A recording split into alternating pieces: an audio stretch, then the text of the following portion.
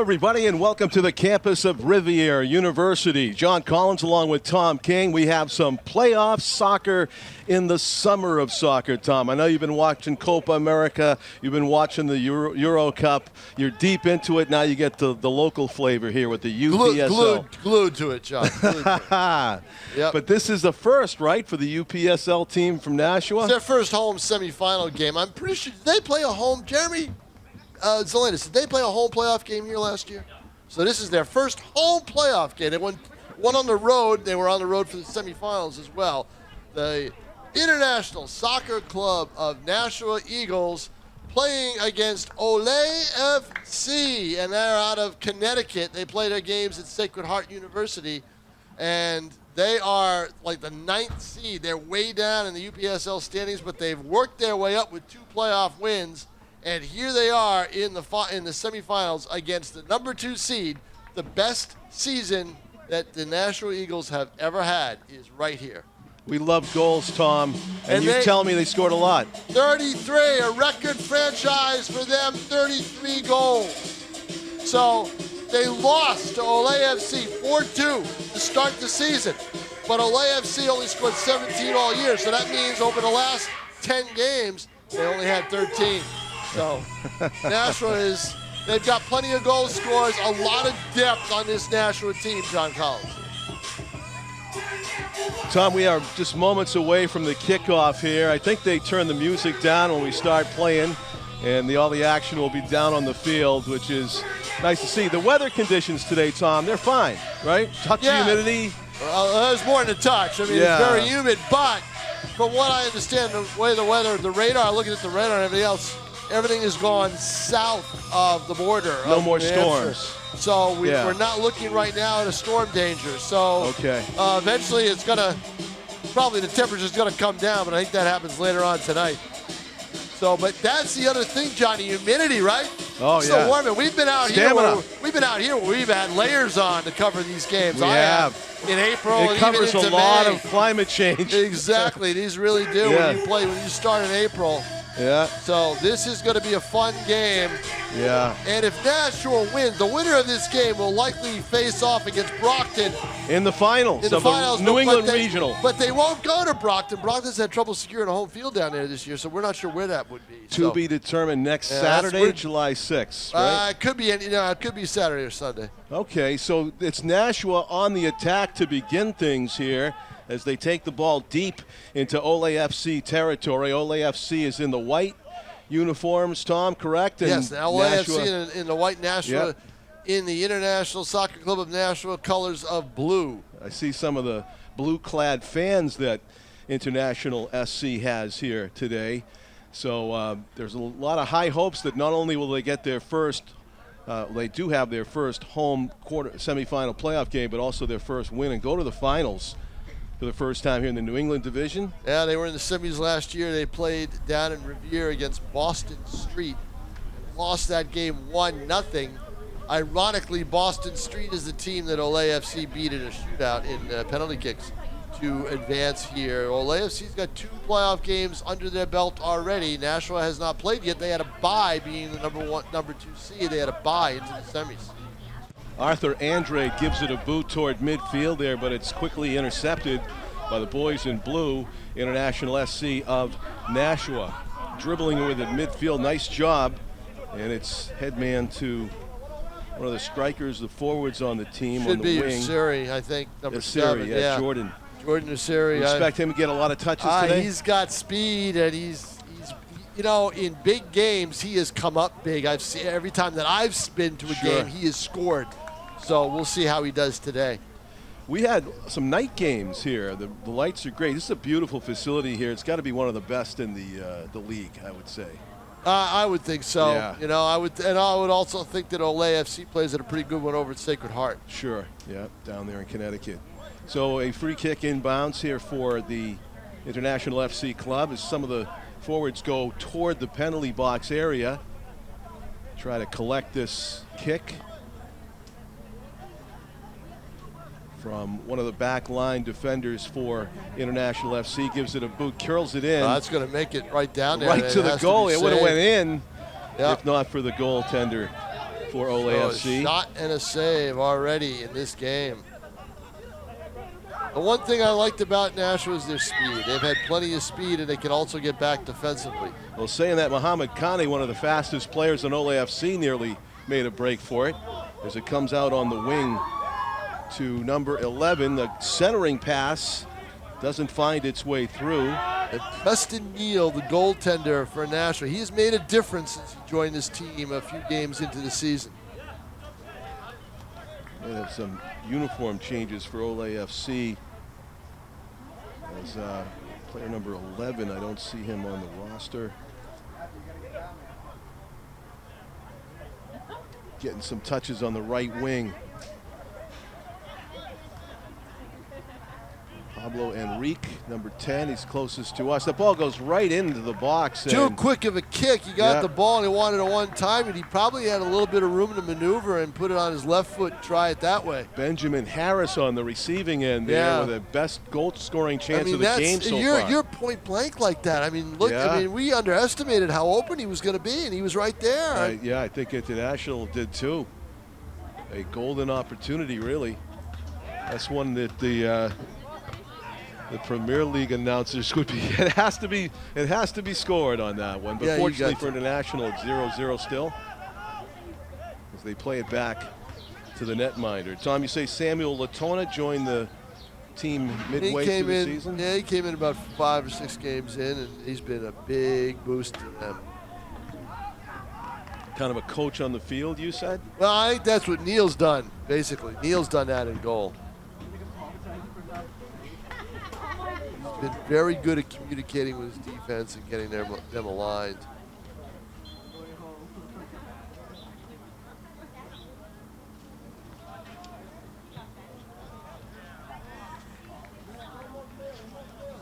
And so a stoppage here as we'll have a throw-in. Preston Neal, the goalkeeper, on the right side of your screen, hoping to get no more scares like the one that they just had, as OLAFC had the best chance to score so far early, and here they come again. Yeah, you can tell that, OLAFC had trouble scoring goals the rest of the season after they played Nashua when they beat them 4-2. Yeah. Opening game. Quite a few goals for a soccer match. Scores 4. If you can put that up, usually you win. And it's OLAFC playing keep away here for a bit. The ball. So go back toward the defender, Arthur Andre, the captain of the defense back there. Good pressure by Nashua to force them to change the side of the field as they have to move across the way. I think their speed is probably over on our side, and they had to adjust and go the other way.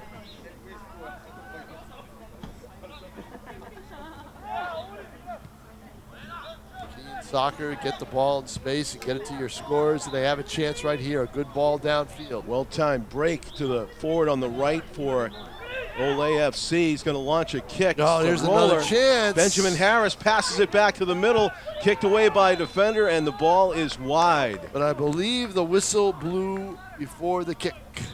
Yeah, I think you spotted a foul there against OLAFC that would have voided any goal that was scored again, after though, that. the good pressure, and it was all by the pass downfield, the through ball across the field. So Preston Neal will have a goal kick here for International FC.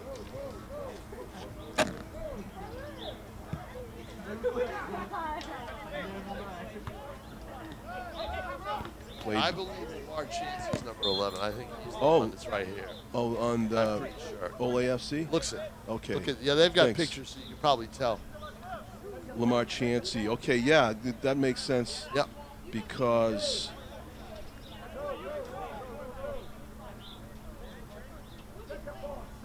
listed as number 5.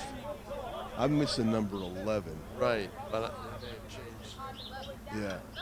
Check the pictures. The pictures are on there. You might be able to spot it. Right. I do see Lamar Chansey's beard on the player in the top of the box. Yeah. And the player here, number 11, he's clean shaven. I don't think he's pictured in the. No, right in front of us. He does? Oh, okay. Oh, yeah, right. I guess I need better glasses.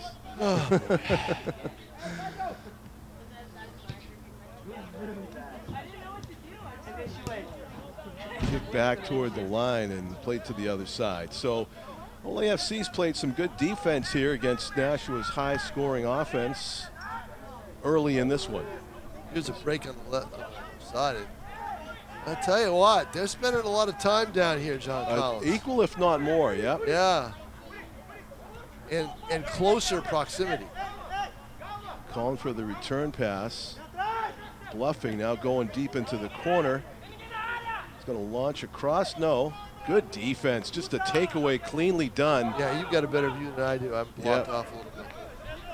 And the defender there did a great job. Number 7 for International FC. Of course, Jordan Masiri going coast to coast. Defense, offense, he does it all. Number 7 for International FC. Took on 2 Ole FC players there in the corner and came out with the ball.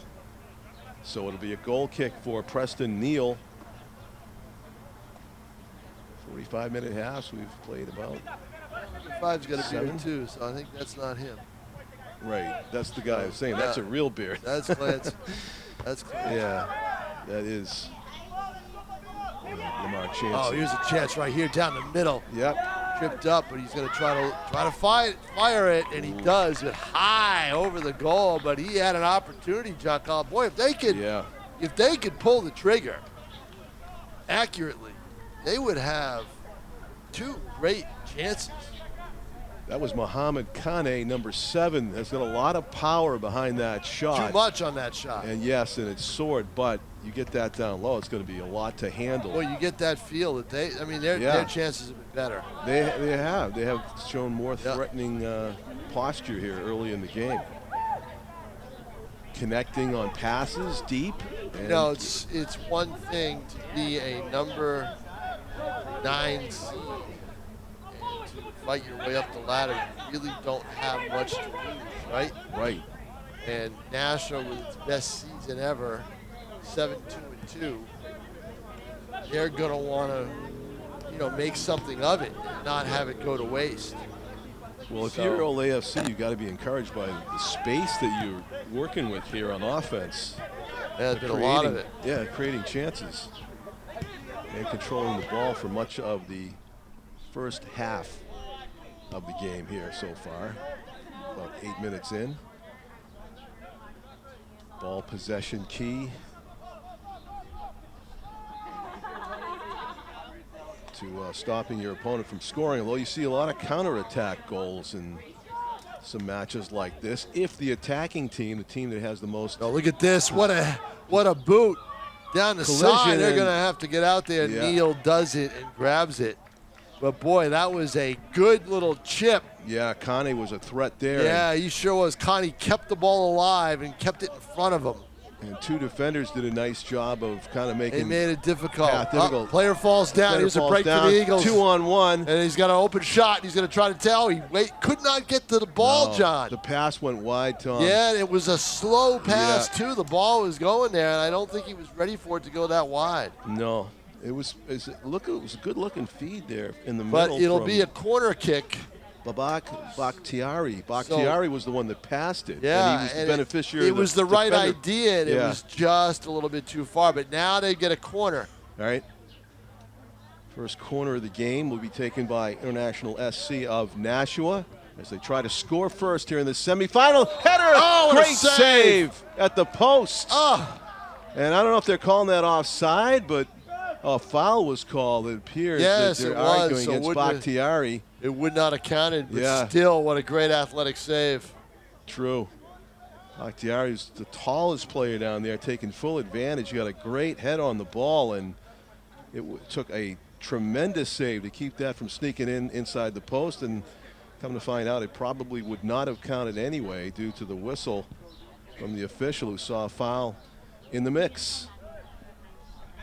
So Ole FC survives their first scare in deep from a golden opportunity for International FC of Nashua here at Rivier University. Ball's out of bounds. It'll be thrown in.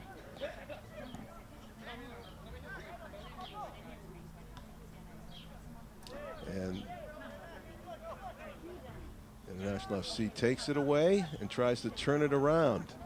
Midfield, a couple players collide with International's Aiden Bagley, number 26. Slow to his feet, but he's okay. He'll take the free kick near midfield. Bagley has really been a good player for them lately. And Messeri. I tell you what, Messeri is looking to get free, right? If they can get the ball to Messeri in space and have him run down the field, he's got a chance to do some things. Yeah, he covers a lot of ground. He sure quickly. does. If you don't keep an eye on him, exactly right there will happen. He'll get past you on a run. Throw in for International FC of Nashua. Good length on that throw in into the middle. Popped in the air. Couple of hits at it. Shot. Goal! What a great turnaround in the middle. International FC on the board first.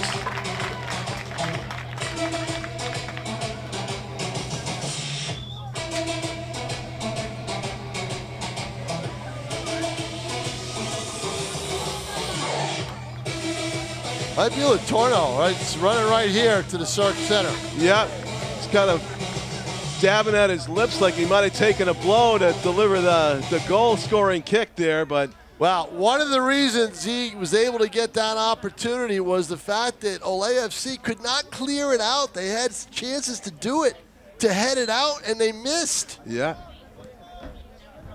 Take advantage, and they did. And you know, you said it was Latorno? Well, he right turned here. his back to me once since he scored. There it is, right 29. Here. Yep. It is Samuel Latona who scored. Yep. And you marked him as a player And look to watch at this. They had a chance right down the other way and booted it high. Accuracy is not the strength of this Ole FC offense. They just had an open shot that was it's amazing. So a bit of a defensive lapse there, Tom. I think the goaltender might have been able to come up and get a punch on it. A couple of defenders kind of backed away, and Latona took full advantage with the spinning kick sure did. on a bouncer about waist high. And it was a shot that goaltender got, I think, both hands on, but it had so much power on it, it just kept on going through. Yeah, but the players in defense for Ole FC in the middle went up to head it and couldn't reach it. Right. They needed to head it out of there. The defenders needed to make it easier for their goaltender, and that didn't happen. No. And Latona, as you know, you've got a good offensive team and you're scoring 33 goals. You're taking advantage of other teams' mistakes, and that was one right there. 1-0.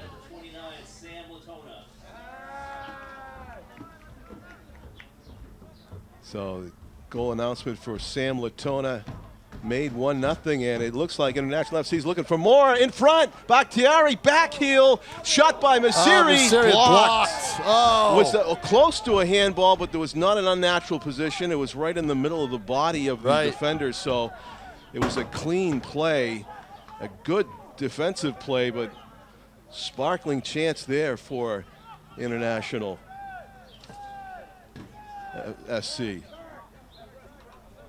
How about the back heel by Bakhtiari to set up Messeri? It was kind of fortunate, just fortunate for the Ole FC. They had a defender standing right there in front of Messeri. He would have buried it. You just have a feeling. I'll tell you what, don't overlook Ole FC's opportunity. They came right back down and got a wide open shot from the left wing, and it just was soared over the goal. Yep, something to keep an eye on as the match progresses. Speaking of soaring, they're losing soccer balls right and left over that wall. Does nobody retrieve him over there? No, I don't think so. Like an abyss? It's just a hill of woods. Have fun. At the bottom of it, there are 30, 50 soccer balls. Don't disturb any animals that are living down there. There's birds making nests out of soccer balls down there. John Collins, in about 3.5 minutes, I'm going to head down and grab some photos, but I will not chase any soccer balls. It's like you're like Jose Canseco and the wall at Holman. You're not going there. No. So a 1-0 lead for ISC Pro. Plenty of time for them to come back and tie, but also plenty of time for International SC to score more goals. One thing's for sure, it looks like it'll take more than one to win this thing. Oh, definitely, I think. So key element for, and I think they're just probably goal-minded anyway. You don't have to tell them don't sit back on a 1-0 lead. I doubt that's even a thought. Messeri comes back to get the slow pass as Ole FC turns up the pressure a little bit here on the ball. Getting a touch on that was Latona. Messeri with it, dribbling, goes by. He's got Latona with him. The dynamic duo here, long shot, kind of ambitious there by Latona. Yeah, I think he wanted to get rid of it before he got nailed by the defender. Hit Bakhtari in the middle, though. He was trying for him and just too high. Tell you what, these three players that I'm just mentioning here, Bakhtari, Latona, Messeri, dangerous players. They're dangerous players. Especially when they team up. Well, now you see why they're 33, right? Sure. 33 goals. That's why they've got a great offense. And that was something they had lacked over the last couple of years. There's some contact, and it's going to go against Nashua. Yep. Elbow. And, of course, that looks like it hurt.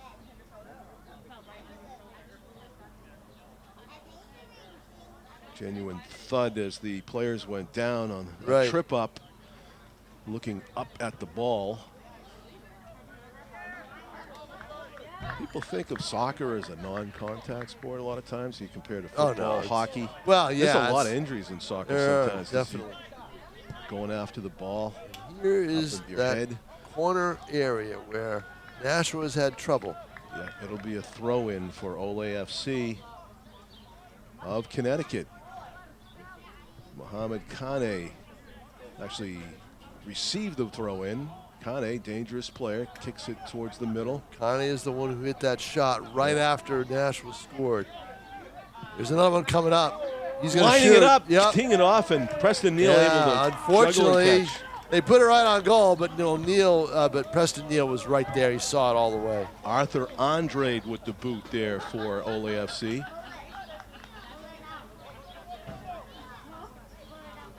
And if you're Preston Neal, you're kind of uncomfortable about how many times LAFC's players is getting a slap shot, a free shooting lane, right? And they may have one here too. Look at this. Another one on across the goal, and fortunately goes out over the goal line.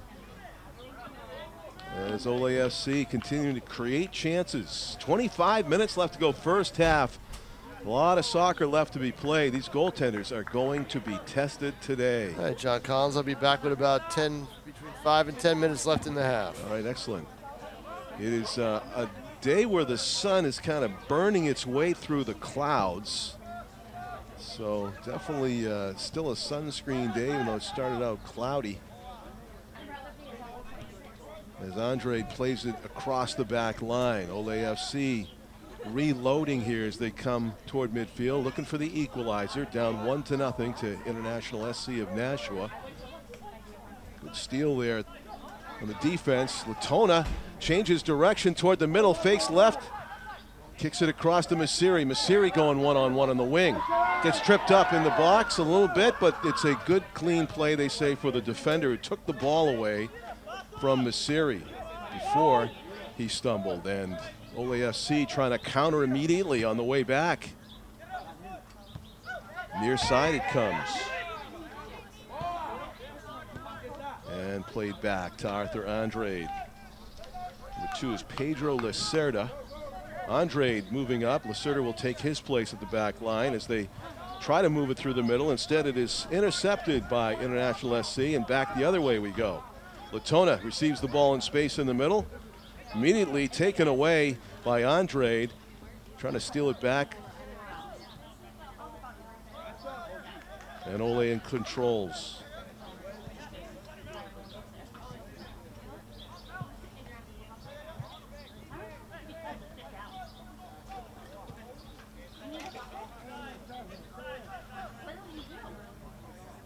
One to nothing on a Sam Latona goal.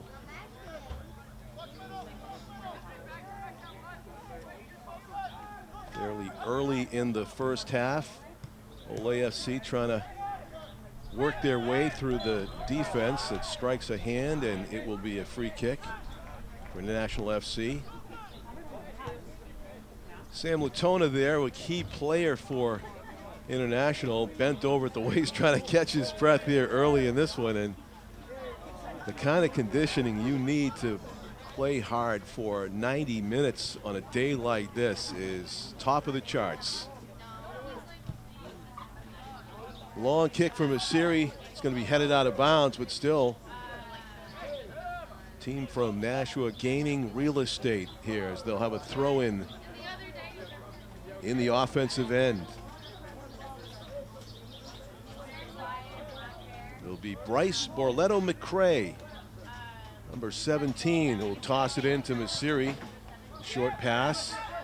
He kicks it down the sideline where it's worked to the middle. Bagley kicks it into the corner. It's a sprint to try to save it. Out of bounds off of International.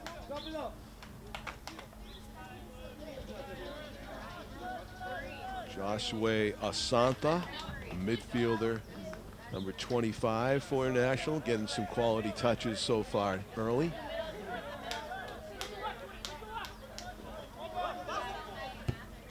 Long kick, and it's going to go all the way to the goaltender. Preston Neal's going to scoop this up. Just kick it to the other side. This International works its way to the middle. Bagley with the one-touch pass on the wing. There's a boot to the runner. Bagley looking to the middle for the cross. He kicks it, tries to go around the defender, but the defender's going to usher it out of bounds for a goal kick.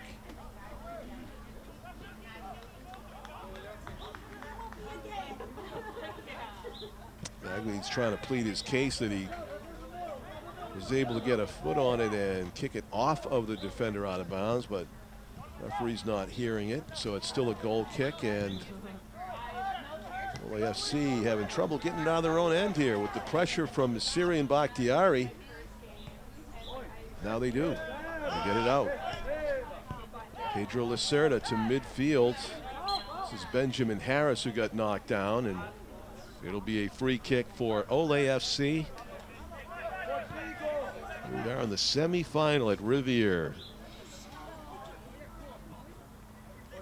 on a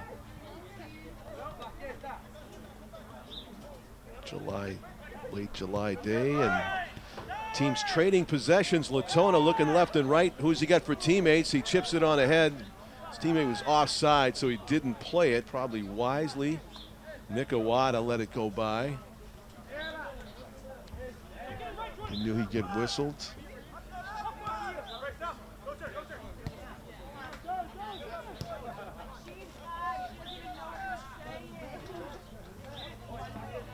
They are strict with the offside calls in soccer. You saw so many, if you've been watching the past few weeks, so many goals in Copa America and the Euro Cup called back, called voided because of having a toe offside. They go by the new technology where they can look at right across the field whether the offensive player is even a half of a foot, literally too close to the goal compared to the defender, and they will wipe both goals off the scoreboard on the regular.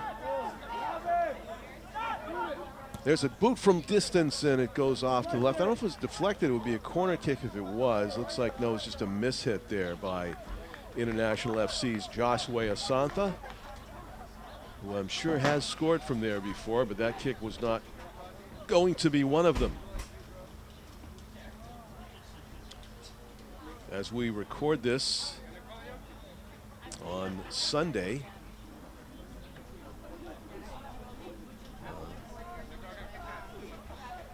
June 30. It is, I said late July, it's late June.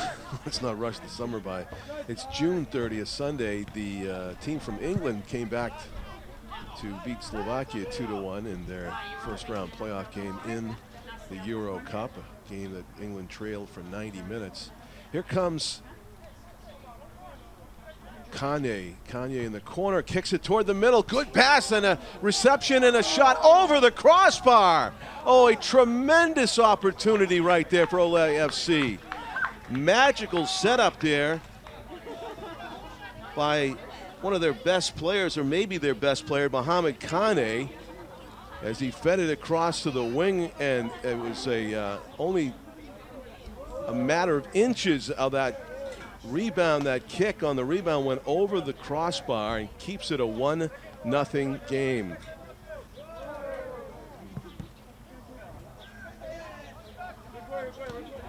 Arthur Andre came up and ran into Latona and Bagley, and a yellow card, the first of the games coming out here. Some of the international players and Bagley is and some of the national players were protesting the yellow card that came out immediately. It was probably due mainly to the audible scream of the player that went down for Ole FC. It was very loud and instantaneous to the contact, as if he had been spiked severely.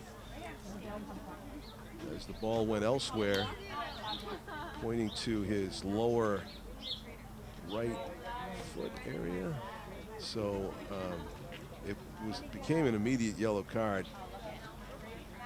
And a talking to from the referee, as you can see right now, talking to Aiden Bagley about the ruling and what you can and cannot do on the soccer pitch. So it's going to be a little bit of a injury time out here for another minute or so. We'll get the number of the player that's down on the field.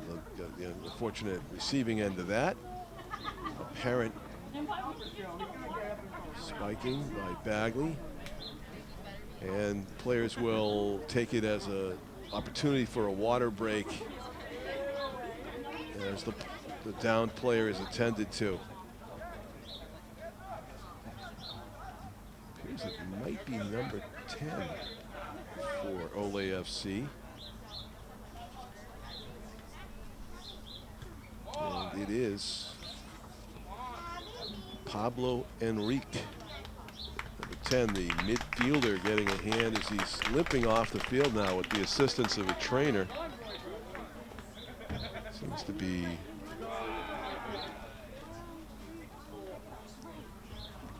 putting that shoe back on now. Seems to be improving with each step, and probably will be able to continue in this, I would imagine, as he stomps that foot. Maybe more just of a surface impact injury than or pain than an actual structural injury to the player.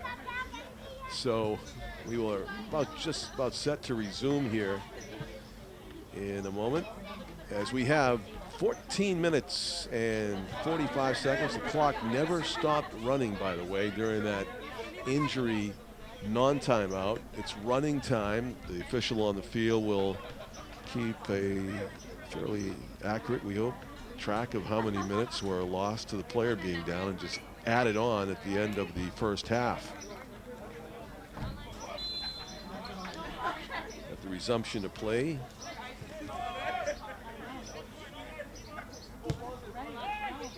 Ole FC will have it. They play it into the middle of the box, and it's quickly repelled by International FC's defense. Latona with the twisting dribble in with the dot, and another yellow card's coming out. This time it's against Ole FC. So one yellow card's been issued to each team as the official tries to keep things under control. That was Shikori Simone that got the card there, number 4 for Ole FC. Got a little bit too rough with Samuel Latona at the center dot.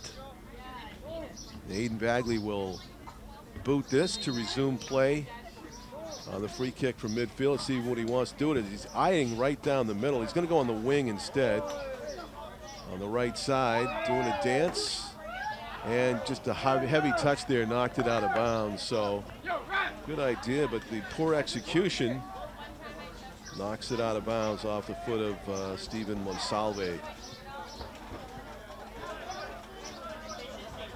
And trying to come out of their own end now, Ole FC. They play it toward the middle. Lamar Chansey has it stolen. Jordan Masiri. Joshua Asante. Asante back to Masiri. Looking toward the middle. Slides one to Bakhtiari. He's got his head up. Oh, it's a deliberate. Let that pass on in the middle. And Masiri's the beneficiary on the far end. He's got it dancing out of the corner, still with it, kicks it toward the goal. Bobble, loose, anybody's ball in the box, and it's cleared for a throw-in for International SC. Great pressure in the box, no definitive chance there emerged for International SC.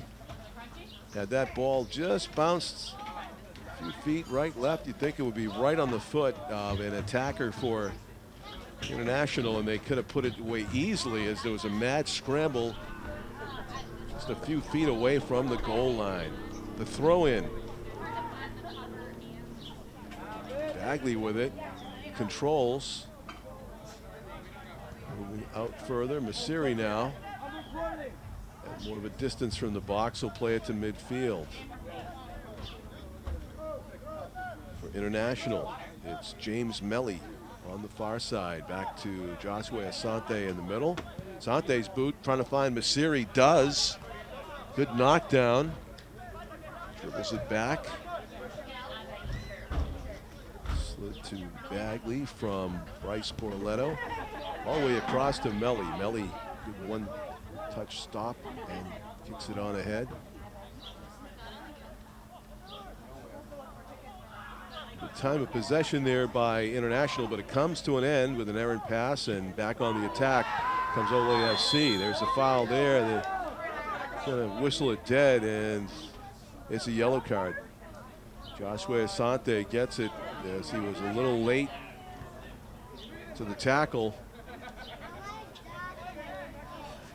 And that might be Enrique that got hurt before. He's a little flustered as he talks to Asante about, hey, I'm kind of hurt, like the other one. It is Enrique that was downed again there.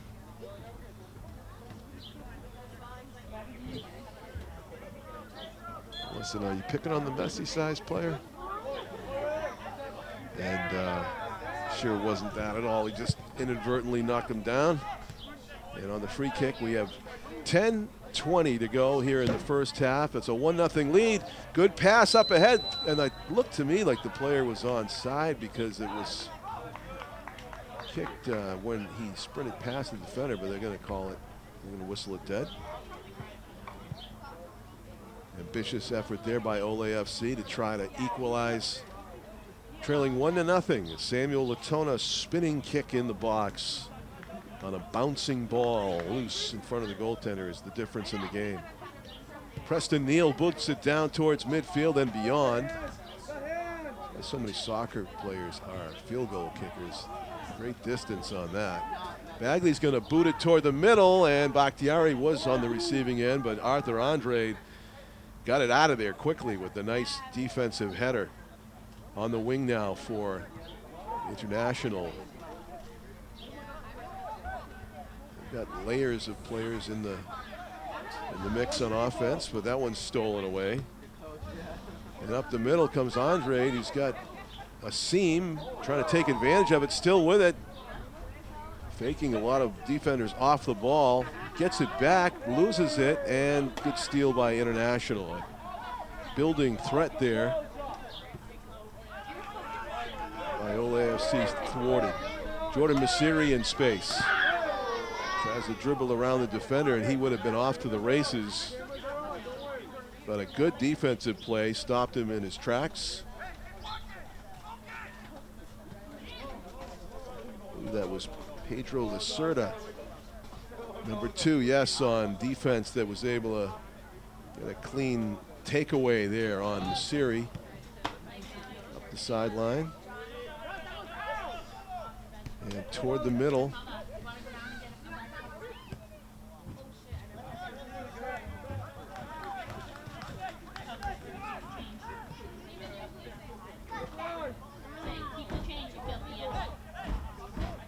Enrique has it.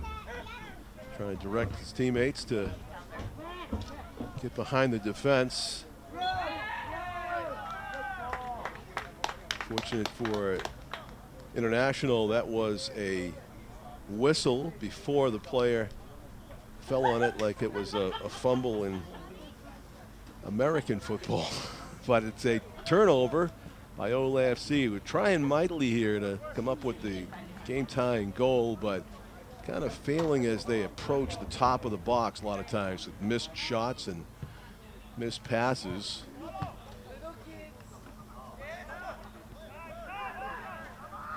International back on the attack, giving it to Masiri. Always a good idea, it seems, as he goes one-on-one on the wing. Slides it toward the middle. A bit of miscommunication there, as Bakhtiari said, I was going this way, and the ball went the other. Enrique looking to his right. He's going to kick it to his left. Sprinting over to get it is Lamar Chansey. In the middle now. Booted hard and saved by Preston Neal. So Mohamed Kane, who's always a threat from that distance, with not his best boot as far as power that we have seen in this game. His last kick from about that same area sailed over the crossbar. He looked like he took maybe too much off that time.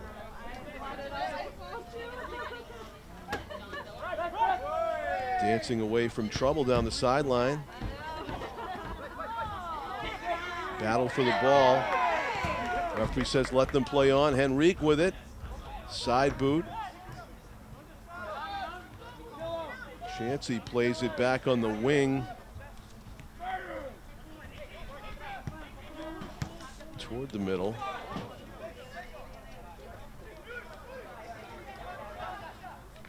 And that might be Frederick Mensah, who's number 11, it appears.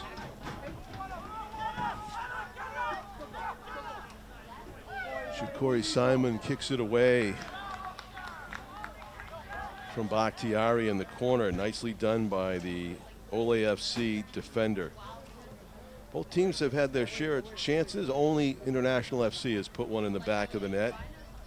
Samuel Latona, the difference in the game with 5.5 minutes to go in regulation time here in the first half, as International FC will boot a corner here. It'll be Jordan Masiri to take it as his teammates bunch into the box. Mainly he's got to try to get it over the Ole FC defenders, and he does not, as it is met squarely by the boot of Pedro Lacerda. This one's going to be a throw-in for Jordan Masiri and International SC as they look to double up the score here. Have had a lot of offensive zone time. As that trend continues with the throw-in.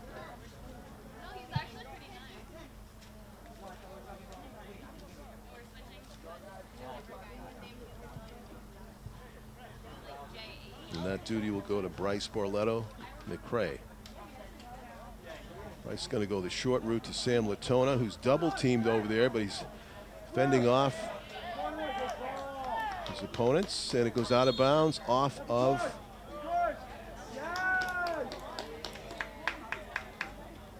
out of bounds off Ole FC. Another corner kick for International. Jordan Masiri goes over there.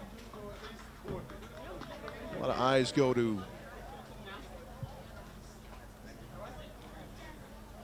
the tallest player in the pitch.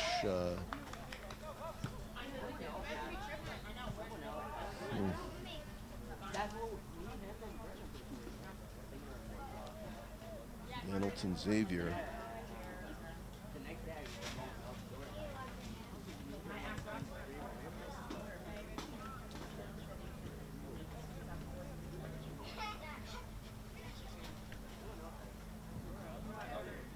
In the middle, nice snag by the goaltender for Ole FC, who boots it way over the midfield line, trying to connect.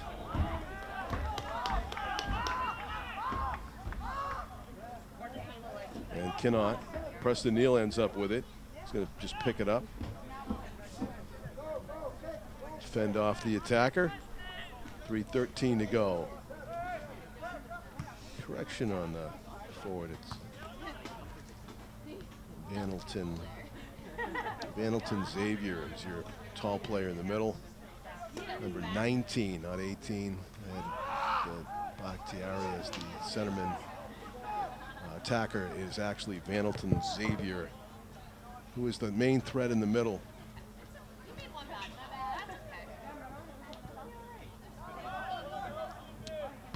Lasante slides it to Masiri, plays it back to midfield.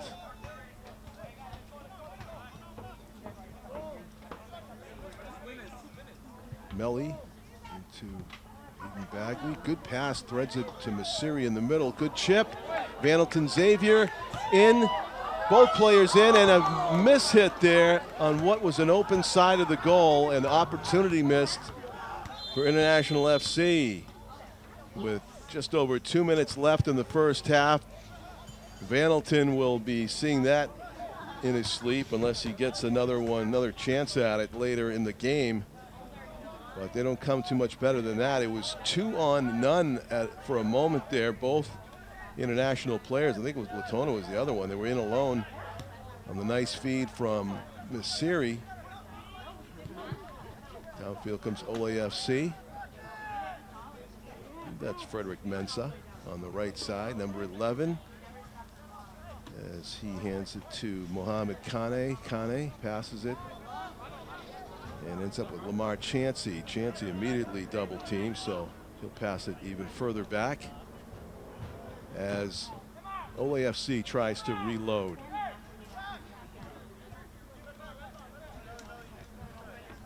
Arthur Andrade with it, with some space. Masiri comes up to greet him, but he cuts back to the middle. Andrade dishes and stolen. Masiri with it. Let's see how fast he wants to get downfield with it. Had some space to work with, but immediately Pedro Lacerda gets in the way. And it's a turnover. Lacerda very good over here, manning the sideline, the wing, where Masiri also patrols. They've been battling all game. Number 2 in the white jersey, Pedro Lacerda, and Jordan Masiri, number 7.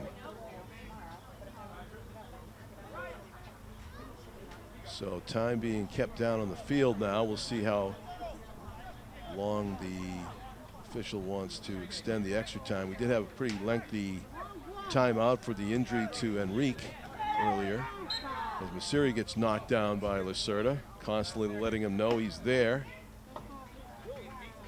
Free kick for International SC. Maybe chance for 1 or 2 more shots on goal. They can move it down smartly. Bagley's going to try to cover a lot of ground quickly here with this deep feed into the corner, and they do. International collects it. Amounts to a corner kick here, headed just past the goal. And the goaltender wants a foul call. There didn't seem to be anyone forthcoming. Had that gone in, it probably would have been considered a good goal. 2 minutes of extra time's the call. We're already into it, I believe. Pedro Lacerda. Mensah tries to split a couple of opponents, and he draws the foul.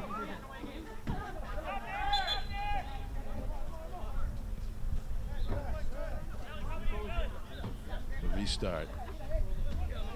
At least another minute to go here. Long ball across the field.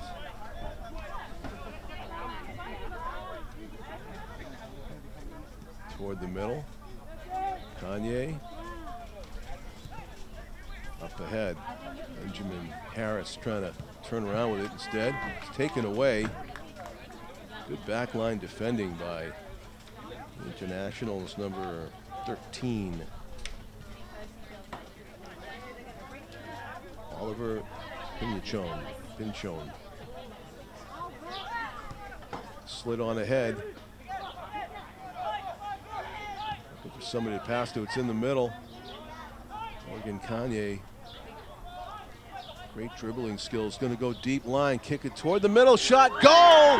A late goal here for Ole FC. Ties it up 1-1 in extra time of the first half.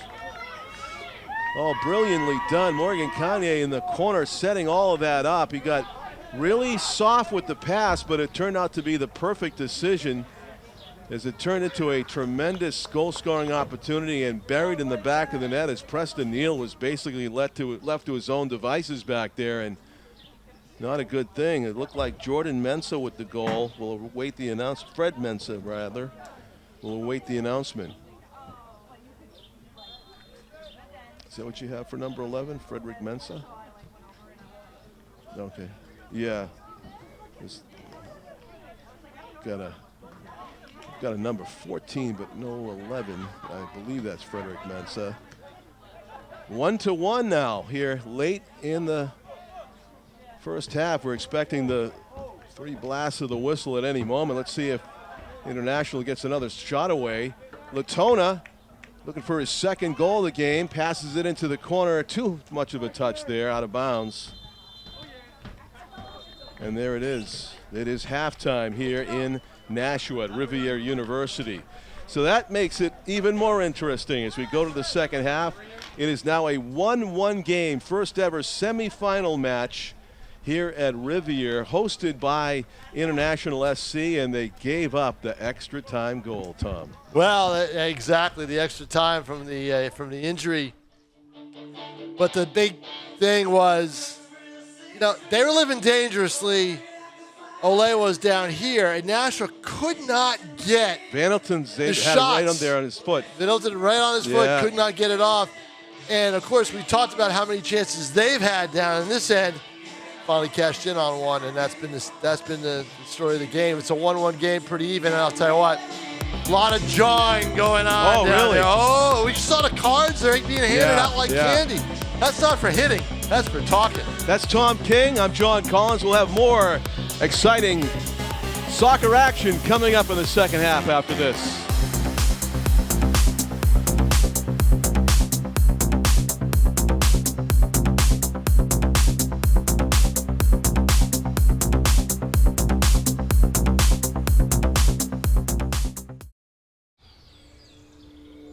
Hear that? That's the sound of your life. Perfectly imperfect. But every time you drive after drinking, the music gets drowned out. Your life sounds pretty great. Don't let a buzz ruin it. Buzzed driving is drunk driving. Don't drive buzzed. Welcome back to Rivier University in Nashua. We're set for the second half of what is suddenly a 1-1 game, Tom. Well, I'll tell you. Playoff game. They had some chances earlier. Their accuracy was off. Their shooting was off. But that changed. They got that goal down deep. You know what? Nashua expended so much energy, John, to try to score while I was down there. Yeah, they did. And they just weren't able to do it. And I think once that happens, you're a little frustrated. And Ole FC went to a fast break offense. They tried to, a little bit of boom ball, and get the ball down there, and it worked. Classic counter after you've exhausted yourself on the offensive end, and then you leave an opening on the defensive end. And we've got a 1-1 game. Now, we should tell people. First of all, we'll say Ole FC of Connecticut is in the white. We switched ends, so they're going right to left, and Nashua's in the blue. And they're going left to right. So we should tell people it's a 1-1 game after the half. If it's a 1-1 game after regulation, they will play 2 overtimes. We're not sure if they're 10 or 15. We think they're 15. And 2 15-minute overtimes, but it's sudden death, both of them. And then they will go, if no one scores, they would go to penalty kicks. And here's a chance right here. Ole FC, chance to score first and take the first lead. Around, but their angle's cut off. Morgan Kane, who's been the player of the game so far. Kane needed to shoot that's that right just a pull away. down by Enrique. He's going to get carded for that. Well, the yellow cards are being handed out like candy in this game. I'll tell you that right now. Yeah, and he's pointing his finger, but now he's going to help the player. A lot of John back and forth down on my end when I was down there taking photos. A lot of it. Yeah, that was a bit obvious. A lot between Masiri, and number 7, Mohammed Kane. Mohammed Kane. Mohammed Kane. They were going back and forth for a while. And trying to keep order, the yellow cards come out. So goal by Samuel Latona and an answer by Frederick Mensah. Samuel Latona scoring about 16 minutes in. And then Ole FC scores with about, less than about a minute left in the half. And another shot that has to be fielded by Neal. So International SC has it as they play it back to goaltender Preston Neal. The boot toward midfield and beyond. Arthur Andrade's there to head it away at the back line for OLAFC as they control the team from Connecticut who won their way here in the early first round. Yeah, they won 2 games. Quarterfinal round, yeah. They won a prelim and a quarterfinal to get here, and the quarterfinal was, I believe, in penalty kicks. Right, so they've got experience in that, and of course, as the favorite in the home team, certainly International SC of Nashua wants to avoid that shootout, Tom. They want to win the game outright, Blame 'em. if at all possible.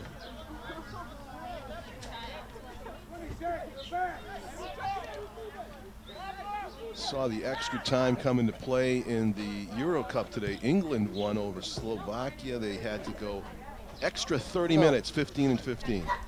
An extra time here. Yep. The clock never stopped. You can stop the clock, give us the never stopped it during the injury.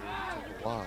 They did not. And they only tacked on 2 minutes of extra time. It was like about a 4-minute injury. I thought Yeah. I was more than that. Oh, I yeah. think we were waiting for about 5 to 8 Oh, yeah. minutes. It's up to the referee's discretion. Yeah. though, and usually the more accurate or they're more careful about tacking on the end of the match, but I see that a lot at all levels of the half times. They're kind of reluctant to tack on a lot of extra time. Maybe the World Cup a few years ago in Qatar was an exception to that. There was a lot of extra time. I remember Yeah. watching some of those games. They were very liberal with the extra time. Very. So OLAFC taking their time working the ball out of their own end as it ends up back on the foot of the goaltender. And they're very deliberate here on offense. I thought that they were too deliberate defensively. Goalie, by the way, is Abraham Jimenez Espinal. Espinal, yeah. He's played well for them this year. Seen a lot of shots in this game so Sure, far, yeah, he's seen a lot of shots all year. but none so far here in the second half. Let's see if International can change that. Hayden Bagley, though, playing it backward here. Melly has it. He'll slide it across. So very tentative start to the second half for Both teams. both teams, yep. See a lot of trading possessions and not much action near the goaltenders. Out of bounds, it'll be a throw-in for International. Siri tried to head it back to Latorno, but Latorno was stolen away by OLAFC as they spread out the field.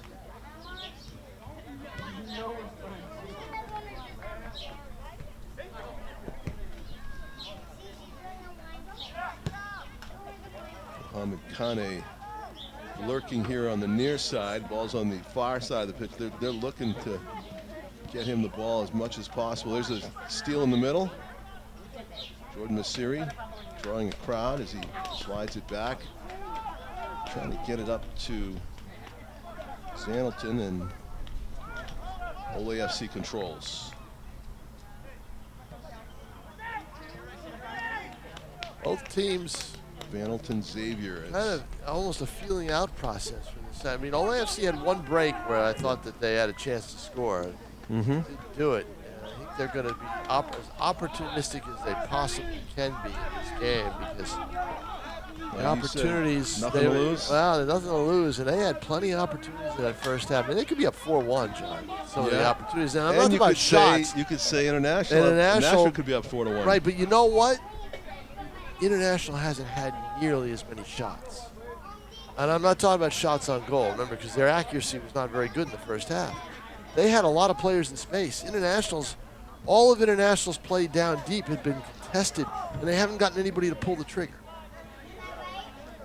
Yeah, until they, well, actually, yeah. You know, Vanelton Xavier missed on that great opportunity Exactly. late in the first half. And Yeah. And here's the through ball right here. Oh, and a nice defensive play because that was onside, and that would have been a break.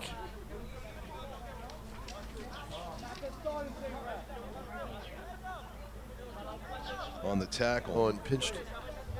Oliver Pinchon. Pignachon. Yeah, Pignachon. Sliding tackle, great anticipation, clean play. Well, it wasn't even a tackle. He just deflected the ball. Yeah, He had nobody to tackle. He just was in space. But here's a play on the wing now. Andre, he'll block, move up but from his defense position. But that's regularly. going to be a corner kick. So we'll see how they maneuver this. They've had one, I think, already in this game. Yeah. Arthur Andrade is as offensive-minded a backline defender as I've seen. He'll move right up and take a shot, take a run. And a lot of times you'll see somebody replace him back there because he must do that on the regular. So here we go. Yeah, it'll be a corner kick here for OLAFC's Pablo Enrique is going to take this. Now we see traffic in the box in front of Preston Neal.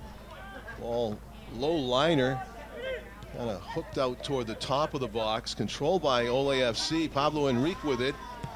Right across the goal, off of the back. That was better than his corner kick. Saw it in a post and it was the wrong one. Yeah, far post, but I mean I just think surface. that those types of corner kicks are a waste. I mean, if you're going to get a corner kick, put it in the box.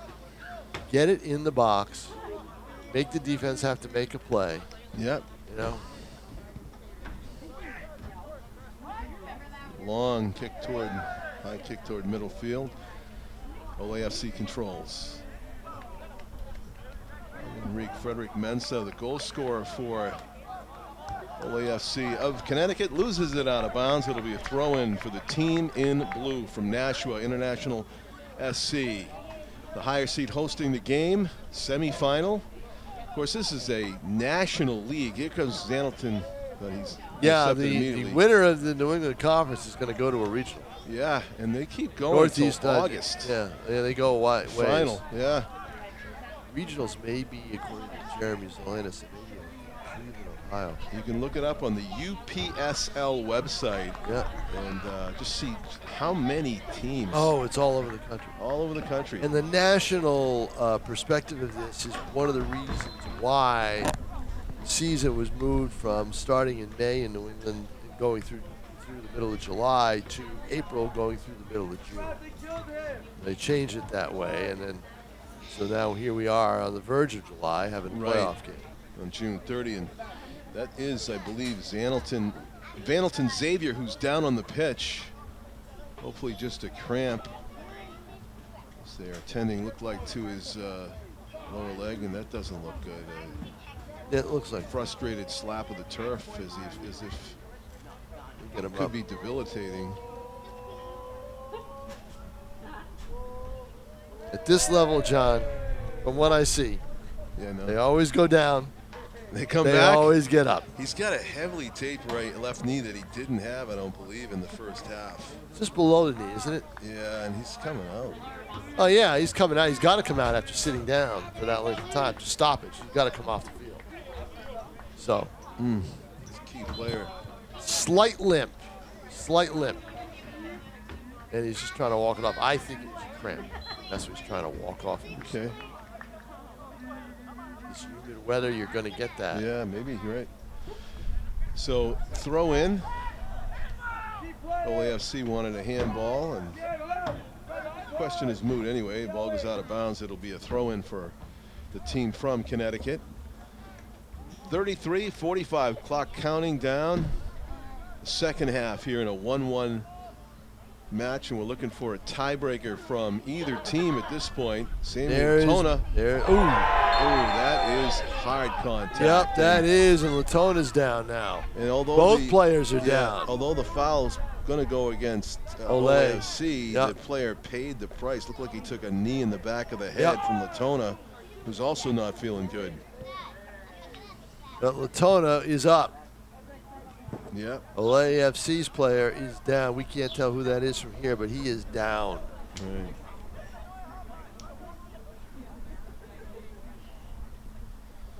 And looking around, I do not see a key player for Asan, number 3 on his feet.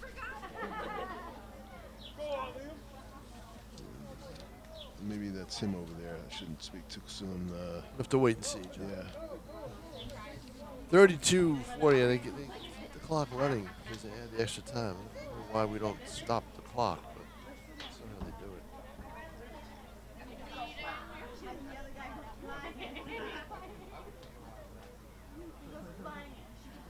players up. Like I said, John. They're trying to They he wanted to go back out. They always get up. Arthur Andrade is the player, and he was headed back toward the middle of the field, and the trainer said, "Nope, wait, we got to take you off." Got to take you off. Yeah, Yeah. exactly. And they may be looking at concussion here. Yeah, So that's if right. that's the case, they'll do a number of tests. Right. I think that's what the case is. Yep. So both teams losing a player. Yeah, but here. you're looking at the depth. There's just a little bit more for Nashua than there is for Ole.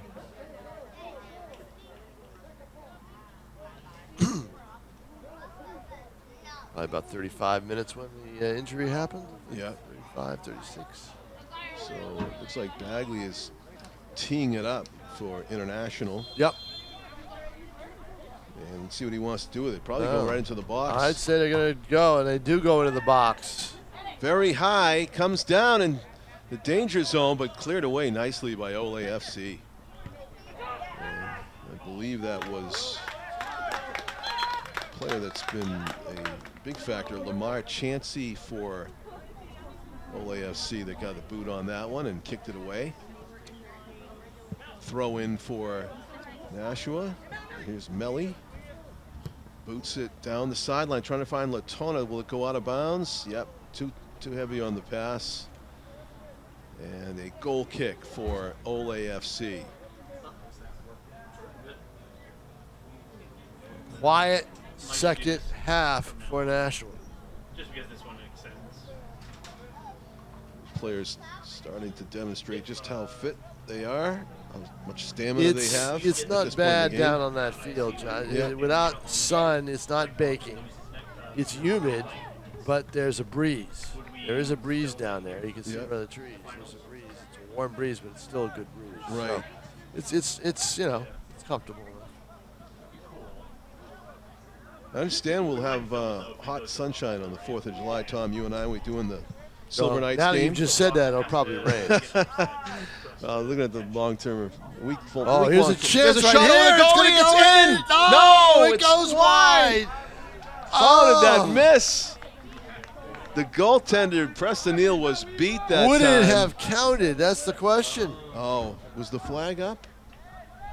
I know he put it down now, but interesting. Wow.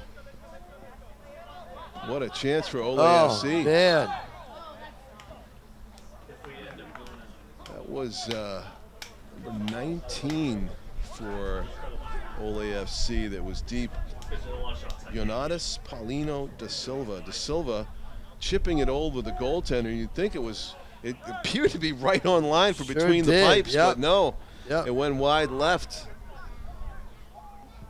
A blistering shot from the wing and a great save by Another Neal. rebound And wide. the rebound goes Oh, wide. man, and I'm telling you, they are frustrated. They know they had a chance. And again, the accuracy or lack of it was the problem. Chances galore for Ole Oh, FC. man, did Nashua dodge a bullet there? And literally, because Yeah. that was a rifle It's a shot. rocket. Yeah. Neal did save a rocket on the first, but he was not able to catch it, of course. But it was off the boot of Frederick Mensah. He nearly got his second goal of the game there, Tom. But goes wide. And Mensah was not happy. He knew he blew a golden opportunity. Here we go again. Kane bumped. Yeah, he took 1-on-3. Does not work. The math doesn't work right, Right. there. Aiden Bagley, Well, good let's see. chip ahead. They were They're gonna try to onside. go, yep. On the wing comes International. Trying to dance and maybe cut in is Liam Ireland. Ireland is taken down. Ball's going to go the other way. It's going to go visitors' way. You're right. Yep. It's, Referee pointed immediately down the field. so Ole FC wins the one-on-one battle. It was again number 3. Back on the pitch, by the way, Tom, as you predicted. Despite maybe he went They through always go conduction down. protocol. Arthur They al- Andrade has the ball right now. They always go down. They always come back. Yeah, after taking that kick in the back of the head, he's out there and he just took the ball away from Liam Ireland.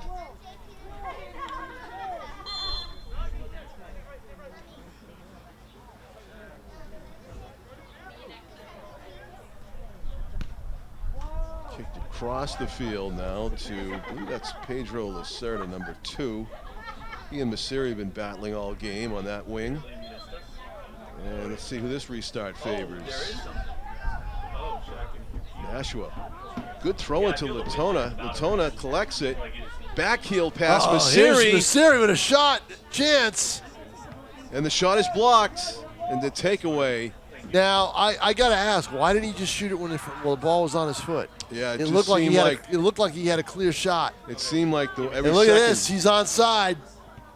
And the boot goes wide. Yeah, and he's onside. He tried, I don't know if he was trying for that far corner or if he was just trying to settle the ball, but either way, the ball went wide. But this was a chance for Masiri down the other end. End-to-end action. Really? Here Literally. in the UPSL semifinal, we're tied at 1 with about 30 minutes, I'd say, left to play in regulation time. That ball traveled from one end of the field to the other before you could say Jonatas Paulino da Silva Inacio. Yeah, who received it. You say that 10 times fast then. And Inacio's kick went wide right. So this is going to be a corner kick now. Pablo Enrique is going to take it for Ole FC of Connecticut as they look to go ahead for the first time in this game. They trailed 1-0 for the entire first half until the 2-minute extra time period where they scored. A defensive lapse by International SC and put it in the back of the net was Frederick Mensah. Pablo Enrique's low corner kick. Oh, nearly. Right idea, just too high. Here's a follow-up. Goal! Scores! And that may be Mensah again, and maybe that man again. I think it was. He got the loose ball in the middle, and he scored off the corner kick that was awry, and then they set up a play, and boom. So opportunistic, a great player, Mensah. Wow. 2-1. A lead now for the underdogs from Connecticut. Just a fortuitous bounce, and he took full advantage. You saw that coming a mile away, the anticipation, Tom. You saw it, and it was just a question of whether anybody would get that loose ball in the middle, and they did. Mensah pounced on it and put it home. He knew exactly where he wanted to put it.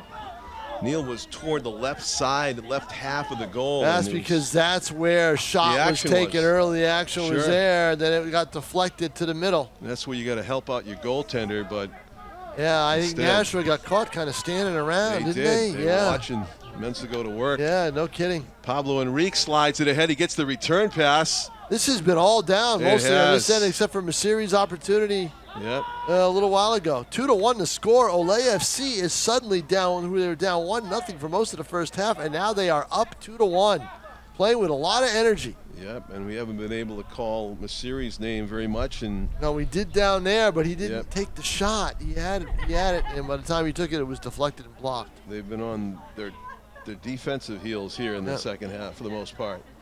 Preston Neal's been under fire and goal. Remember, this Ole FC team beat Nashua 4-2 back in early April. And you know that score's not out of the question where we're at right now. Yeah. 2-1 in favor of. Right. And also, Pete Johnson just showed me some radar. We may get hit with some rain. Really? Is it formulated during the game? Yeah, and about, what time is it now? It's about 5, close to 6 o'clock. WWE down in the corner there by Sato, and he gets called for it. The LAFC player gets called for it. It's going to be a free kick in a dangerous spot. Free kick in a dangerous spot. I tell you what, Nashua's got more offense in them. They got plenty of offense. And I don't think that 2-1 score is going to hold up. Yep. Ole FC can't make the mistake of being defensive minded. In other words, sitting back. They can't do that against this team. And here's a classic example why. Who's going to take this, John? Question. Bagley's over there, but it looks like his posture, he won't take it. Now he's walking away. Yep. So free kick. Boy, he could sidewind that right into the goal. Here he goes. Might be Bryce McCray. He is going to try to do that. Oh, Bryce Corletto McCray on the kick. Great kick. They wanted a body call. They didn't get it. Now look at this. It's a 2-on-1, but Nashua Speed gets back. Let's see. Goaltender comes out and deflected, and it should be a goal kick. Oh, it is a goal kick, but that was Dangerous. But you know what? I don't blame Neal for coming out. He could that not was the right play. He could not sit back. No. Ignacio had an advantage there. He was onside and he had a few steps. Now there's another chance right here as they don't clear Kane. the ball. Oh, a big save Yeah. by Neal. Preston Neal with a big save. His save numbers You are get going that right ball up. in the air, you may have a goal. Yep. Boy, Yeah, this is a lot of pressure being put on by sure Ole is. FC. Yeah, that was almost like a penalty shot there by Ole. But there was a defender in the mix. But you're right. If he went either side, that would have been tough to stop. Yep, and another free kick here on that play for Ole FC. They're going to have one from about 30 yards out. It might have been Missiri on that free kick for Nashua a few moments ago. Put it right in the middle. And it was a great goal-scoring chance.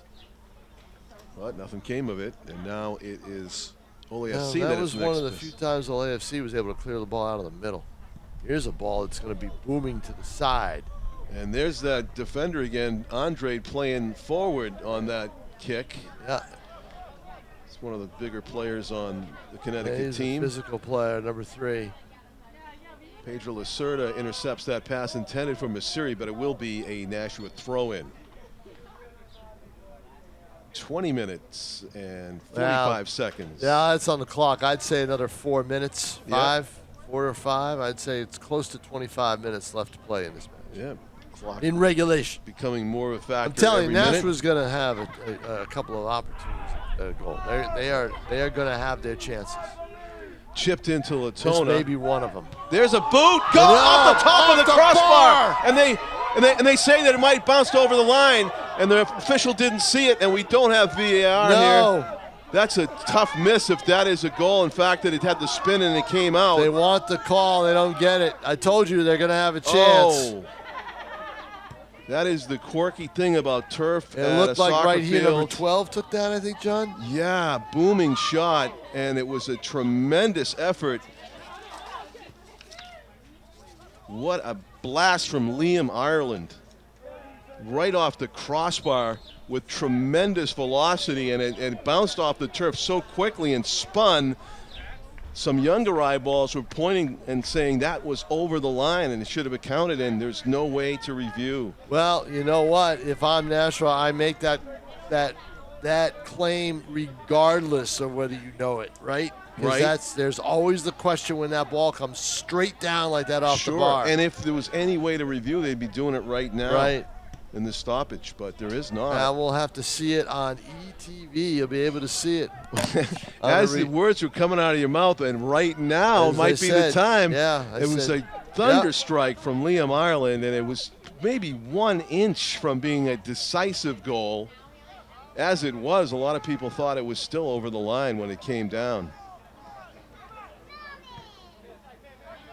I saw Florida Panthers score a hockey goal like that this year on the ice, where a ball puck hit the post, hit the ice, and came out of the net in one bounce, and the replay showed that it was over the line. How lucky are they to dodge that historical so lucky. label? Yeah. Oh, my goodness. Up 3-0, and Yeah. they were able to win Game 7 as Oilers just literally ran out of gas, I mean, at the end. And stamina is the key in all sports. Yep. But there's Umbrellas nothing. are up as the rain Oh, is here it coming is. down, Yeah, as here's Pete that. Johnson said. A new system cycled in here during this but game. no thunder or lightning, and that's good. Lightning is the only thing that would cause this game to be stopped. It will play in the rain. And sprinting down the near sideline, Ole FC just controlling the game here in the second half, getting the majority of the chances and going up 2-1. Played toward the middle and across. Pedro Lacerda with it. Lacerda with his head up. Slides it in the middle, intercepted by Nashua. Joshua Asante, and played back. A lot of blue shirts back defensively. Tell you what, Tom, if I could kick a ball like Liam Ireland, I'd do it more than once a game. That was a shot, wasn't it? It was. Boy. And it wasn't even one of those balls that was settled. He kind of hit it on the move. Who did it hit it on the move because Yeah. it was very quick. Yeah, almost like off of a short hop. But accuracy. Oh, perfect. AFC needs that accuracy. They want to really, if they want to have I think they're still going to need one more goal here. I think Nashua's going to have their chances. We'll see what the rain does to the field in terms of slickness. And they're playing it back.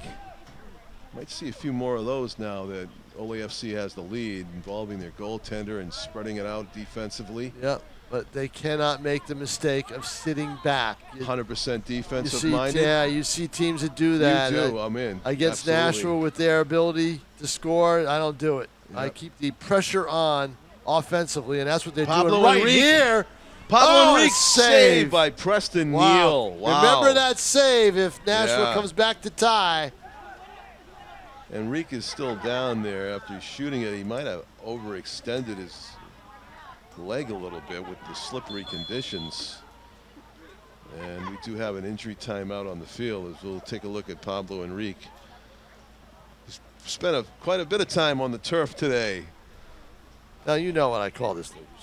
If there's any contact, they go down. UPSL, that's the wrong it should be the acronym. UPSL SD. Swim dive. But the rain is going to make people swim here because it's coming down a little bit. Pablo's on his feet again. Yep. Somehow managed to get a dirt stain, it looks like, on this turf field. Maybe it's just grass. And I already got Dye some of my stain. photos. But I don't have to go back down there till towards the end to get reaction. And also Dylan Smith is, I believe, undercover because he's on the stairwell here. Yes, he is. Yeah. Yep, so that's good. That's good. Johnson here with us in the booth, and our executive producer here at Rivier University's Joanne Merril Field here at the Robinson Pavilion. So no teammate over there, and just upset with himself, visibly upset with himself. There was Brian Miller, near side midfielder. I'm all AFC. You kind of take your time. You kind of like you're doing right now. Right. You kind of mosey on up there. And a look flick at on this. header, It's Ignacio offside. No. Yeah, the flag is up. Oh my! He did seem to have a step on the He had a step. He deepest was all back line alone. He was defender. all alone. Yeah. So no defender back. Boy, I I've seen some. I hate that rule. Oh, I have seen some goals in the Euro Cup. Yeah. Literally a toe offside. They freeze it and look at it after a goal. Almost Take it right doing off that the in board. hockey now too. Here he is now. He wants Yeah. another chance at it. Ignacio to the right, setting it up, chips it in the middle, and fortunately, Nashua clears it away. Ignacio's got to get a little greedy. Yeah, you know what? That's not time to pass. No, that's not a time to pass it. Take the shot. Yep. And lucky for Nashua, he did not. Still a 2-1 game in favor of the visitors from Connecticut, who have had the ball the most of the second half and most of the chances. Scoreboard all but shows one. about 14 minutes to play, but we had about 4 or 5. I'd say probably at least 18 minutes left. A little applause here. I don't know what that's all about. A new player into the game. Okay. Has his own fan club. I guess so. I believe I see who it is. Got turns from Nashua, right? So Yep. turn around Yep. here. He's down around the 20-yard line. Number 6 or 8. Yeah. They put that in the front too. 8. Looks like 8. Yes, it is. That is Matthias Tonon. T-O-N-O-N. Matthias. Oh, almost a turnover. Oh, sorry, the wrong one. Thank you. Yeah, Thank right, you. yep. Okay, 8 international. Don't have 8 international, unfortunately. Maybe we can do a. Oh, here's Brendan Walsh. Brendan Walsh. just Oh, came in. Walsh has been playing. Yeah, Walsh has played here a lot. Good play for them over the last couple of years. Look at this. Heavy Another body goes collision. down. It's going to be ISC's ball. Yep, that was Liam Ireland. Yeah, they are taking their time. It's Yeah. they got to move it. The clock isn't stopping for these. 12 minutes to go as the weather picks up here. It's headed away. Arthur Andrade's had a lot of those. heading the ball out of danger for Ole FC.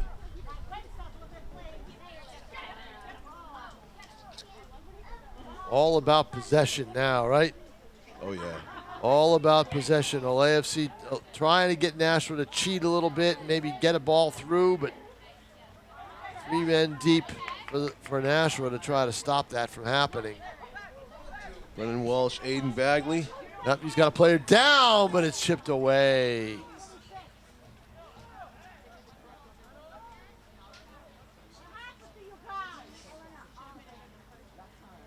And Pedro Lacerda plays it on up ahead.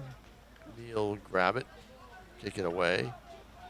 Nashua's got to be moving it. They've got to run it up. Making the extra passes here doesn't do it. They get back and forth, get the ball up the field. The organizational part of the game is almost starting to come back and haunt them because they're taking a lot of time. Is up there. And I don't. Asanta has it. If I'm Ole FC, I backtrack a little bit and get somebody back there. Nashua. He still has it. Santa. Asanta in the middle. Tried to get a return pass from Ireland. Somehow, impossibly, he made his way through all that traffic and was still on his feet with the ball. But finally, Ole FC takes it away, and they boot it to midfield. But Nashua will retain possession here. Yeah, Aiden Bagley. Try to set it up. And just taken down. Tripped down. Yeah. That's going to be a call, and that's going to be another long kick for Nashua. Yeah. Let's see how they want to play this. A lot of guys with their hair and jerseys matted down by sweat and the rain now. Now the rain now is starting to let up a little bit. Yep. Tosses some quick shower. Saturated athletic tape aside, and he gets ready to boot this ball in a great spot here for like a centered corner kick. It looked like it's about the 35-yard line. Yep, and he's got a lot of players in the box. Low line drive, deflects, and booted away. See, I don't think the low liner works. No. You got to get that ball up in the air. So many white jerseys there to greet that. That was Mohamed Kanye who took care of it.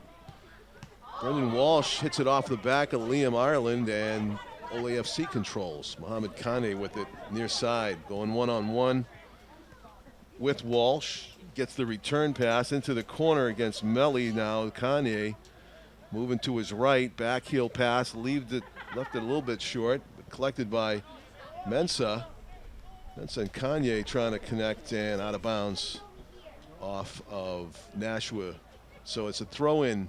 Under 10 minutes to go now in this semifinal playoff game. The winner advances to the final of the New England Division on next weekend against Brockton. Ole FC controls. Arthur Andrade slides it. Yeah, you said that a lot in this game. Ole FC controls, and that's what Ole FC has been doing. Trying to set up something in the corner a little too far. Nashua will get control of the ball, but Ole FC will try to keep the pressure on, I think.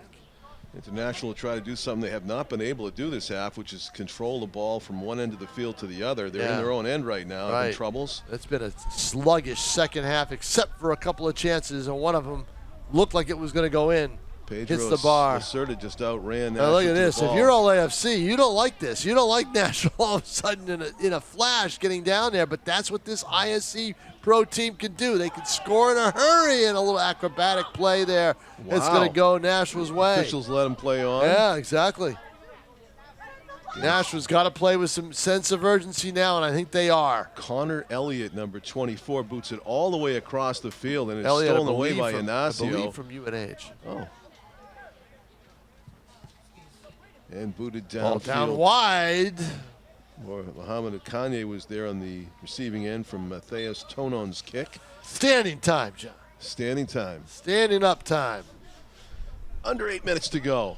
Well, under 8 on the clock. There's got to be about 4 minutes of extra time. I thought you were getting up to sing Sweet Caroline there. No, that's okay. 8 minutes. 8th inning. Yeah. You know who sings that? The English soccer fans. When Do they win. really? Yeah, at the end of the games, they sing the Sweet Caroline song. They've adopted Well, it, or maybe we adopted it from them. I don't know. ISC hopes they're Stoppage singing here. at the end of this. You're talking about the frustration of going backwards. I was watching one of those Euro Cup games. Is at the end, one team's losing 2-0. It was only 30 seconds left to go in extra time. They had a throw in. Guy played it back to the goaltender. Well, there's some stoppage here. I mean, like, what are you playing it back to the goaltender that when you're down by 2 goals? There's 2 goals, yeah. Don't do it. Yeah, It's got to be a boot the other way, right? It's just a habit, that some guys have. Go back, play it safe. Stoppage here after the injury. Yeah. So there's probably going to be another couple minutes added on, maybe another minute. We go dry jersey out there, number 16 for Yeah, who just came in. Dwight Maitland is in the game for OAFC. After an injury. Oh, yeah. Received by Kanye. Good player. Plays it back. As it benefits Well, LAFC to use the whole field like this. They are using it. keep I away. think that's always a danger, though. It is, yeah. We get that quick strike. At other levels, at that the high lapse. school level, I've seen players try to do that and all of a sudden turn the ball over and it's an instant goal. Have to be careful. Sometimes, a lot of times, the best defense, good offense, is keep playing your game. How you got to be up 2-1. In the corner, Frederick Mensah arguing his case, but it is Nashua ball. And the throw in. Collected by Asante. It's across the middle of the field. Booted ahead. Now we're talking about directional soccer, right, John? Yeah. Direction. Doesn't have to be complete possession, but it needs to be direction. So Connor Elliott will get. Do not want to see. Oh, no. You do not want to see. If you're Nashville, you don't want to see a white jersey kicking the ball to the left. That's right. 5-10 is all that remains in the season. Well, no, it's more than that. I mean, you're going by the game clock. Yeah. No, Liam Ireland bumps shoulders. Ball still loose. There was a Corner whistle. kick. Whistle blew. So there'll be a corner kick, and here's a chance for Nashua. Yep. I'm not quite sure what the argument is. I think the argument is the whistle blew kick? before the ball went out.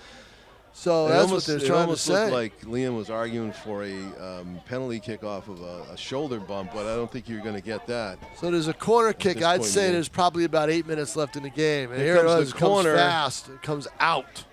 And it looked like that man again. No, it was Frederick Mensah that got his head on at that time. And we're having a Good sun boot in the shower box. here and a big save. Wow. Had to come out and punch that away. Well, AFC's got some fans here, huh? Sounds like it. Mensah made a gesture to them, remember? Oh, yeah. After his tying goal. Connor Here's a Elliott in the chance! box. Espinal got hands on it. Espinal has played a whale of a game in terms of being able to knock that away. I was critical of him on the first goal, but that's been it. He's been attacking the ball. If it's in the box, it's his, and that's what he decided to say, and makes the big stop. Bright Sun makes its first appearance here on the pitch at Rivier in this Sunday afternoon contest. 2-1 in favor of Ole FC, and Nashua now desperation time. Yeah, they're hoping for the equalizer in extra time at this point. Wonder how much the bye hurt them. Being idle for 2 weeks. Yeah, Yeah. it's a lot of time. Brendan Walsh, good backheel movement. He goes to the left side. Here's a chance. I mean, we've seen now Nashua's starting to put a little bit of urgency on. Oh, and a big stop there. Oh, nice idea. Yeah, nice idea, but it was a big play there by Nashua to get the possession because Ole FC was ready to chip it ahead and have a break.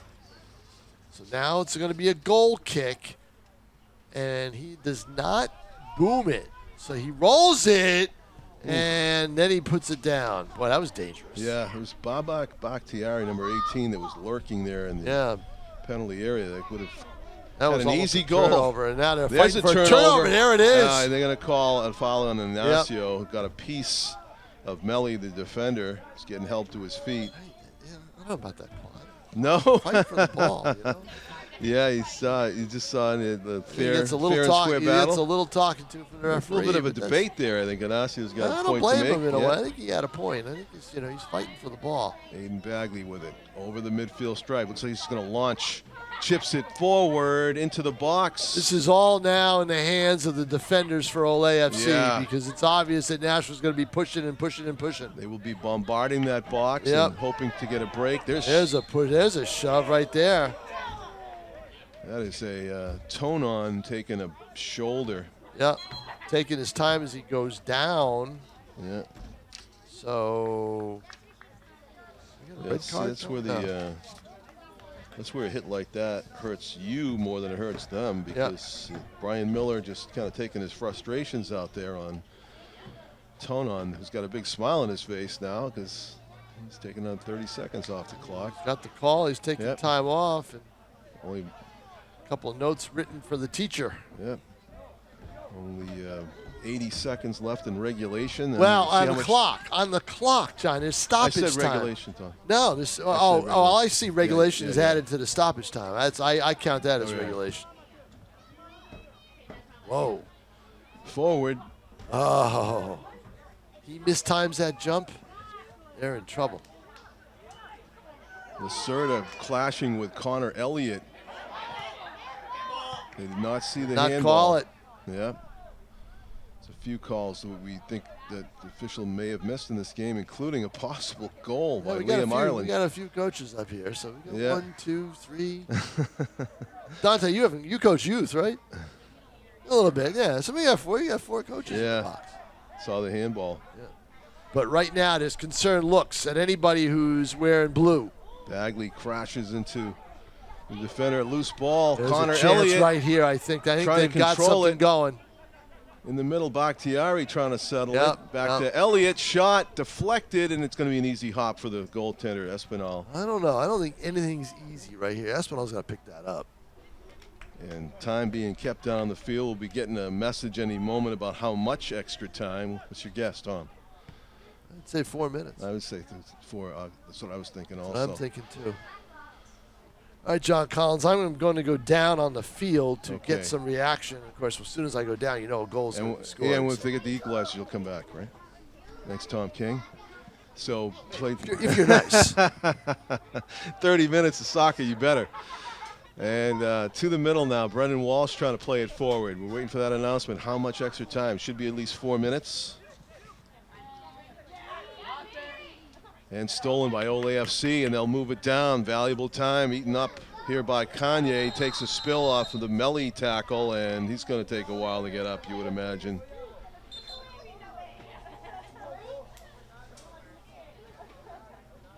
A 2-1 lead. And the lead due in large part to the young man right there being helped to his feet by the other guy who's been huge in the scoring, Frederick Mensah, with both goals, and set up by Mohamed Kane, who is probably going to be playing in the finals next week. His team up 2-1 here late. As we play in extra time of the second half.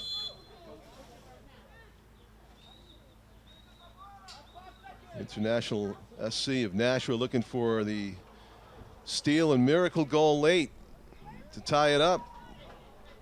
Bobble there by Ole, but they collect it again. Tonon kicks it up ahead to Ignacio, taken away by International. They've got a few minutes you'd think to work with here, but got to score quick. Booted back from where it came by Ole FC.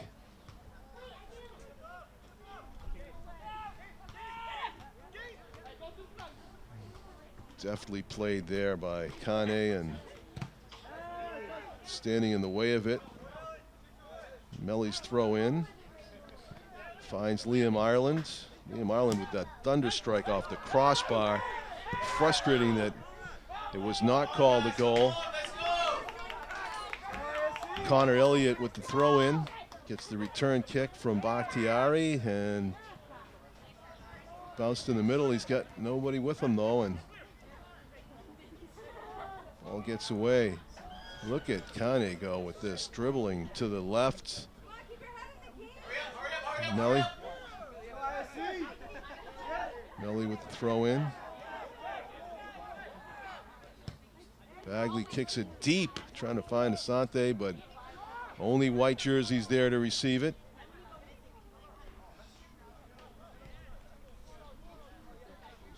Just guessing that it was 4 minutes of extra time added on, but we didn't hear the official announcement.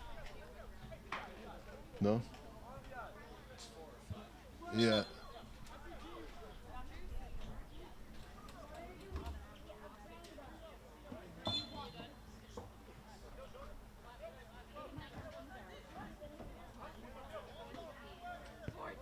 Booted on ahead into the corner. Inaccio's trying to track it down, and he will keep it in bounds. He's holding on to it. Sliding it to Tonon, who slides it to Mensah, looking for his hat trick as he slides it across the goal mouth, but only blue jerseys there. Joshua Asante, Samuel Asante up in front. Liam Ireland is offside. It's off the side of the net. Yep. It got a rise out of some of the fans here, but it did not go in. Samuel Asante with the shot on the far side. It was deflected, though, by the goaltender, and so it is a corner kick for Nashua. And even the goalie's going to come up and get involved in this. Even Preston Neal will be involved in this because it doesn't matter if the goal is empty. They need to score. Here's the corner kick. It's curling high in the middle. Oh, a great-looking corner. Preston Neal got a boot on it, but he actually knocked it out of bounds accidentally, and it's going to be a goal kick for Ole FC. So great chance there on a very late corner for Nashua. Doesn't go. And again, it looked like Ole FC defender, the number 4 player, got his head on it again. Shikori Simone. Had Nashua been able to tie it up, we would have had 30 minutes of extra time to decide it. But as is, the time is in the hands of the official to decide whether International SC of Nashua season comes to an end here in the semifinal at home at Rivier. Inacio got a header on it for Ole FC. Here comes Preston Neal, the goaltender for Nashua, all the way up almost to the midfield line. Bagley kicks it towards the middle, a flick-on header. Connor Elliott's in the corner, collects it, boots it across, just like a corner kick. Good defending by Ole FC, and that is the match. Ole FC wins in regulation, plus the extra time, a 2-1 victory here in the UPSL semifinal for the New England division. So a historic first for International SC of Nashua to host their semifinal game, but in the end, disappointment. Probably the epitome of the game was the crossbar strike by Liam Ireland that some people saw may have bounced over the line before it spun out. It was not seen as a goal by the officials, however, and that's how this one's going to end. A 2-1 victory for the team from Connecticut, who are in quite a roll as they go to play Brockton in the New England's finals next weekend. For Dylan Smith, our cameraman, my executive producer Pete Johnson, and my partner Tom King, I'm John Collins. Thank you for watching UPS Soccer from Rivier University. Good afternoon from Nashua, everybody.